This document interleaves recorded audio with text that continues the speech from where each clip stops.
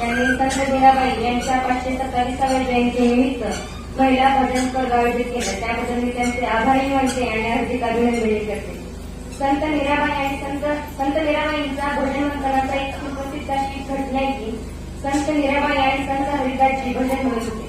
संत हरिदासजी ने मीराबाई से कहा कि आपने भजन राग में नहीं गाया. तर मीराबाई ने उनसे कहा कि मेरे कानों को बुलाने के लिए राग में नहीं अनुराग में गाया जाता है. भजन म्हणताना जेवढा भजनाचा सूर महत्वाचा असतो तेवढाच भक्तीचा भावही महत्वाचा असतो. भजनाचा सूर आणि भक्तीचा भाव घेऊन सादर करीत आहोत श्री संत काळोपात्रा महिला भजनी मंडळ मीराबाईंचा मोहन आवतो सई गिरधर आवतो सई. या भजनाचा भावार्थ असा आहे की संत मीराबाई आपलं सर्वस्व त्याग करून श्रीकृष्णाच्या चरणाची एकरूप झाली आहे. श्रीकृष्णाच्या मंदिरात एकटीच उभी राहून केशवाचं नामस्मरण करून माधवाच्या भजनात अगदी रमून गेली आहे. संत मीराबाई गाण्यासाठी त्यांच्या पायातील पकपाय बनण्यासाठी तयार आहेत. त्यांच्या डोळ्याची काजळ बनण्यासाठी तयार आहेत. संत मीराबाईंनी गाण्यासाठी आपलं सर्वस्व त्याग केलं आणि माधवाच्या मंदिरात एकट्याच उभ्या राहून मीरा के प्रभू के मीरा के प्रभू गिरधर आवो तो सई म्हणून वाट बघत उभ्या राहिले. संत मीराबाई हा निस्वार्थ प्रेमाच्या आणि निस्वार्थ भक्तीचा स्वरूप आहे. संत मीराबाई ह्या सुप्रसिद्ध कवयित्री आणि कृष्ण भक्तीसाठी ओळखल्या जातात. गाना मैं तेरे पैरों की पायल तेरे चरणों की धूल बनूं. गाना मैं तेरे पैरों की पायल तेरे चरणों की धूल बनूं. तेरे स्वागत में बिछे उस रास्ते का फूल बनूं. गाना मैं तेरे पैरों की पायल तेरे चरणों की धूल बनूं. तेरे स्वागत में बिछे उस रास्ते का फूल बनूं. तेरे करीब जो रहते हैं मुझे वो हर चीज बनना है. तेरे करीब जो रहते हैं मुझे वो हर चीज बनना है. बस तुझसे मिलना इस मीरा की आखरी तमन्ना है. बस तुझसे मिलना इस मीरा की आखरी तमन्ना है. त्याचबरोबर आम्ही सादर करीत आहोत सुप्रसिद्ध गौडन दुसरा वाईचा सामनाने काढीला सादर करीत आहोत श्री संत काळोपात्रा महिला भजनी मंडळ मंगळवेढा.